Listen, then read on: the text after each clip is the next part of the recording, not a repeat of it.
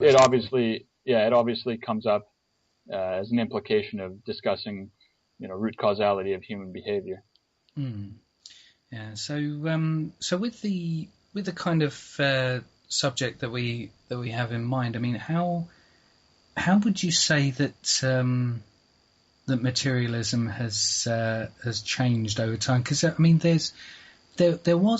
there had to be a certain point in history where humans suddenly decided that, yes, this thing, I'm going to keep it for myself, because obviously other people around. I think that was like pre-Neolithic times that we started to think to ourselves, right, this is mine, where we created that concept. How would you say that? Would you say that it's changed drastically, or would you say that it's something that's got steadily worse? I think there's elements of both. I mean, I guess to understand an element of this, you need to understand the history of marketing and advertising, people like Edward Bernays and how they were contracted by the largest corporations in the 1910s and 1920s to try to instill, consumptive, materialistic values in consumers. He was the guy who got women to smoke. He was the guy who, invented the bacon and eggs breakfast in America, and a myriad of other things, which was, essentially designed to get people to consume more and more. And there's no doubt we consume way more than per capita than we did 100 years ago. So in that sense, I would say materialism is much worse. There's a whole array of products, vanity products and otherwise, that didn't exist 50 to 100 years ago, that people, defined themselves by. But there's also a growing awareness, and this relates to the Zeitgeist movement, of course, and social change at large, to the extent that there's more awareness today of these values, I think, than ever before due to the spread of information. So I think people are becoming aware of it. There's a growing segment of the population who's becoming aware of it, as at the same time that the social value disorder continues to rise. So I think there's elements of both in there, from my speculation. So I mean, one of the things that I see when I look around, it's just that there's a desperate need on the behalf of the market itself to just push more and more and more and more, and in different ways to influence us into thinking that there's a shame in having old things, and that there's this coolness about having new things, and it's a very pervasive thing, because I myself, I more or less find myself completely inoculated against advertising. In fact, I can the vast majority of the time, whenever an advert comes on, it even gets to the point of me just shaking my head and just leaving the room, just laughing my arse off, because I can see through exactly what kind of angles they're going through. I mean, there's been many a time that when I've been banished from the living room because I've vocalized my analysis of the different adverts. I just can't deal with it either. I mean, I don't watch TV pretty much, and the odd occasion that it happens to be on, I just cannot deal with the advertising. I have to mute it or turn it off. Yeah, I mean, is there any particularly funny anecdotes of things that you've said about different adverts that other people have caught? What do you mean? Well, like, say for example, if there's like a specific advert that has really sort of like inspired some sort of epiphany or some kind of reaction, so something that would be good to share with the audience. Because I myself, I can't, there isn't a single time that I can sit in front of the TV, because there might be something on that I'll watch, because TV isn't all bad. There are some, good things on, but it's not completely. I'm not sure if anything springs to mind in regards to having an epiphany. I mean, something that sprung to mind with your question though is something a bit from a stand-up show I watched recently by Russell Brand, and it was a commentary on advertising. I don't know if you've seen it. Yeah. But there's one on Dr. Pepper, and the advert read something like "unbelievably satisfying." Now I won't describe how he continues this because it's pretty graphic, but it's pretty funny. He compares this statement "unbelievably satisfying" and how appropriate its usage is for a drink, and he describes it with a sexual act that he finds actually unbelievably satisfying, and compares the two acts, and to see which one's more appropriate. I can't remember what the name of that stand-up specifically was called, but it was one of Russell Brand's most recent stand-ups. Oh, I can't remember the. Something about a Messiah. Messiah Complex. That's Messiah Complex. Yeah, that's the one. But yeah, I mean, I've heard a lot of things about his recent material. I need to get around to watching, because he's the kind of guy who, I don't know how familiar you are with Russell Brand's history, but he used to be, a hardcore drug addict and very sort of over the top and verbose TV personality as well.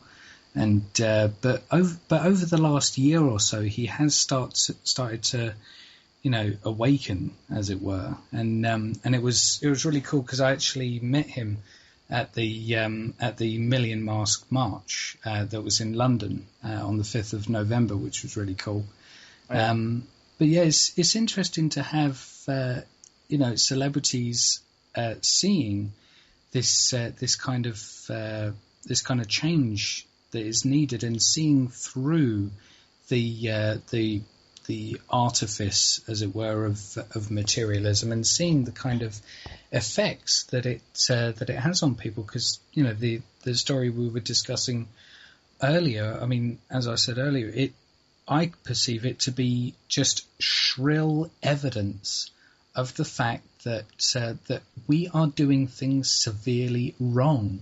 We're not doing things the right way. We're conditioning people into feeling like the best way to either acquire and maintain their personal worth as a human being is to go out into a particular structure and exchange discs of metal and pieces of paper, or swipe a piece of plastic, in order to gain stuff, and then we can show that off to the people that we think are also going to appreciate that. I mean, Peter Joseph was perfectly justified to call it an actual disorder, because it is an actual disorder. Yeah, absolutely. I don't mean to cut things short, but I do have to get going very shortly here. Yeah, so that's cool. Want to wrap it up? Yeah, that's cool. But so what would you say is the best course to take with stories like this coming out? How do you think that this should be taken on board to inform our activism, and us to maybe use this as an example and point to other similar cases? Yeah, I mean, just as an aside, one similar news story that I remember that jumps out in relation to this is, I think that young woman in the UK a couple of years ago who committed suicide after she had applied for so many 100+ job applications, jobs, and she just didn't get any of them. She was so distraught that made her depressed and want to kill herself. So I'm pretty sure that was a real story, which is, reading stuff like that, it makes me, seem like I wouldn't be surprised if stories like this were indeed true. So I'd say we need to use these extreme examples to try to point out to people that these aren't anomalies, that these are just extreme cases of a deeper problem with our socioeconomic system, which produces structural violence, leading people to behave in these seemingly anomalous ways, which indeed can be fully explained by the underlying environments or biology to a lesser extent that is at play here. And even if we might not understand the specifics of each case, we should at least broach the idea with some empathy and humility, in the sense that we don't have all the facts yet before we place judgment on these individuals. Yeah, and in a sense, that use of empathy is definitely required, because at least then, when we use empathy, we recognise that it's not the people's fault themselves that that they're doing this. This hasn't become a murder inquiry where the girlfriend is being accused of killing her boyfriend because it was her words that was the straw that broke the camel's back, as it were. Even in the as far as I can tell, in the whole legal situation about this is just being described as a suicide. So obviously there is, at least on some level, a recognition that it wasn't any person's fault, and I think that is at least going in the right direction, to not try and pin blame on any particular person, which, especially with deaths of this shocking nature, normally I haven't heard any particular calls to blame certain people. It's just people just think about it, and there is no prime suspect or scapegoat immediately evident for this sort of thing, is there? It's sort of just like, all right, well, he killed himself. Okay, carry on shopping, and exactly, and that's the mentality that they want to sort of instill in people, and I just think that that needs to be combated by presenting these sorts of cases and saying, look, these are the kind of ends that, not just materialism. Materialism is one of the contributing factors, but look at the kind of things that that is happening to this culture, and I personally see it as, as you like say, for example, with a cancer victim, they will have, like say, for example, with the cancer that I had, Hodgkin's lymphoma, there's different symptoms that you will display, and there are certain symptoms that only begin to come up when the cancer is reaching certain stages. When it reaches different severities, then different systems of the body start to break down or become dysfunctional and produce different effects. And I think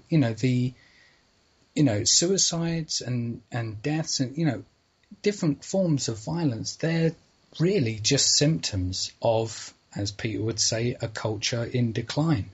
And I would say it's a culture in decline because we are on this downslope of values, emotional and psychological stability, and also cultural stability as well. Everything's falling apart, and it's like the vast majority of people are just sat at the bar on the Titanic, just drinking, saying, "Yeah, just get another drink, he'll be fine." And we're all just, and it's people like us. We're going, "Guys, look, the boat is sinking. Come on, get to the life rafts." Yep. So I think I'd say on the flip side, I do feel privileged to be part of a train of thought that does acknowledge the reality of the situation, and thankful that we do have the opportunity, But speaking of thanks, I'd just like to thank you, Matt, for coming on. It's been a wonderful chat. that we've been having, and I'd also like to thank the audience for tuning in as well. So if there's anything else you want the audience to know about, Matt, any websites you want people to know about, or anything coming up that you want people to know about?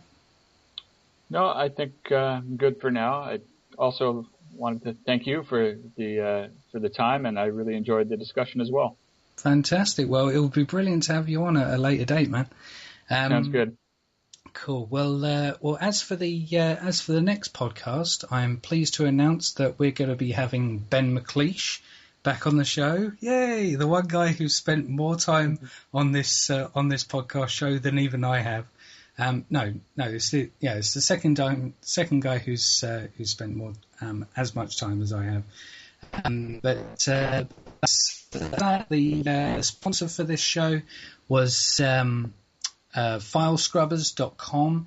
If you go to www.filescrubbers.com, enter the code name Adam, and you'll get 2 scrubs for the price of 1. So just for those of you out there who have a partner who's an activist or a friend, you can get 2 for the price of 1 there.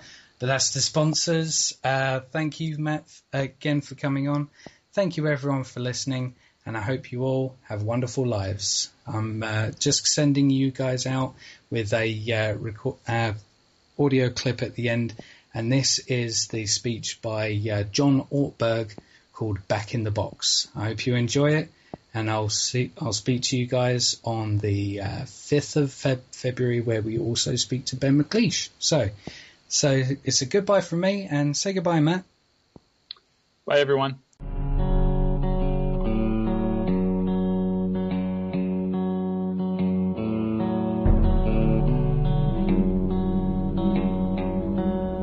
Now, my grandmother was a wonderful person. She taught me how to play the game Monopoly. She understood that the name of the game is to acquire. She would accumulate everything she could, and eventually she became the master of the board. And eventually, every time, she would take my last dollar, and I would quit in utter defeat. And then she would always say the same thing to me. She'd look at me and she'd say, "One day, you'll learn to play the game." One summer, I played Monopoly with a neighbor almost every day, all day long. We'd play Monopoly for hours. And that summer, I learned to play the game. I came to understand the only way to win is to make a total commitment to acquisition. I came to understand that money and possessions, that's the way that you keep score. And by the end of that summer, I was more ruthless than my grandmother. I was ready to bend the rules if I had to win that game. And I sat down with her to play that fall. I took everything she had. I destroyed her financially and psychologically. I watched her give her last dollar and quit in utter defeat. And then she had one more thing to teach me. Then she said, "Now it all goes back in the box." All those houses and hotels, all the railroads and utility companies, all that property and all that wonderful money. Now it all goes back in the box. I didn't want it to go back in the box. "No," she said. "None of it was really yours. You got all heated up about it for a while. But it was around a long time before you sat down at the board.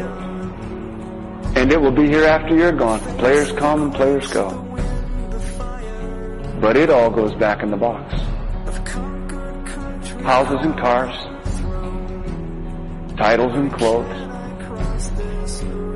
filled barns, bulging portfolios, even your body. Because the fact is that everything I clutch and consume and hoard is going to go back in the box, and I'm going to lose it all. That's not much of an ROI on that. You have to ask yourself, when you finally get the ultimate promotion, when you've made the ultimate purchase, when you buy the ultimate home, when you have stored up financial security and climbed the ladder of success to the highest rung you can possibly climb it, and the thrill wears off, and it will wear off, then what? How far do you have to walk down that road before you see where it leads? surely you understand, it'll never be enough. So you have to ask yourself the question, what matters? The hands of the many must join as one, and together we'll cross the river. Nature, nurture, heaven, and take a lot more than words and guns. Down more falling by the a whole lot more than riches and muscle. To conquer every mountain. The hands of the many must join as one, and together we'll cross the river. Brave the forest, brave. Take a lot more than words and guns. Brave the icy winds. A whole lot more than riches and muscle. Brave and deep and wide. The hands of the many must join as one, and together we'll cross the river.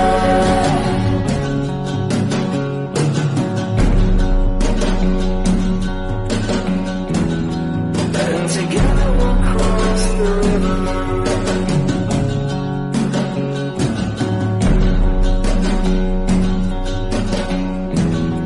And together